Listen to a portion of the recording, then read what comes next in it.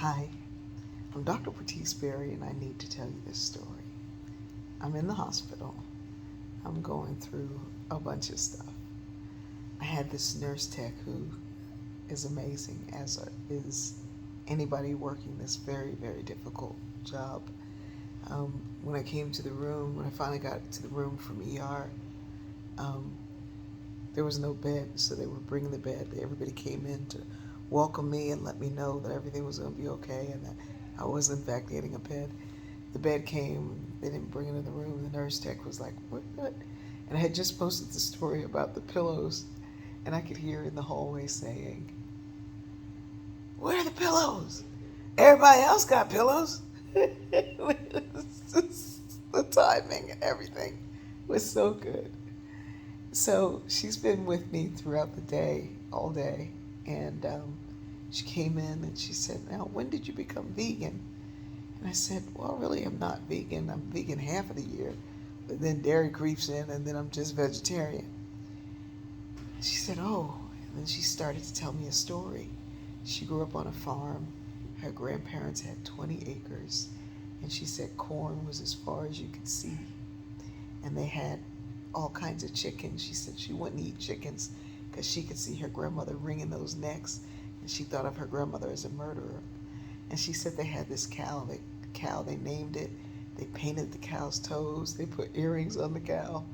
One day she came home, the cow was hanging up between a tree, cut in half. She was like, no. And she was just telling me this story about living on this farm. And she said, I didn't appreciate it then. She said, my grandmother, they only went to the store for flour and a few things. She said she would make trays of biscuits and bacon and sausages. And one day she said to her cousin, you get the biscuit and I'll get the bacon. And she said she would have a standing order every day for 200 biscuits, breakfast biscuits. She said, but that day, 3 were missing. And she came chasing us through that cane field, a cornfield.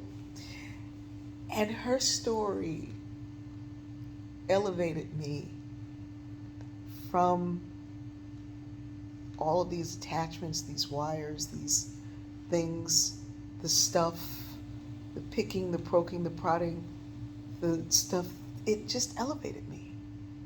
So what am I saying? Sometimes your stories, sharing them, you may say, this doesn't make any sense.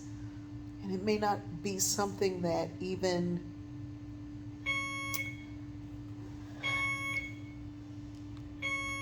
is a segue to the next thing.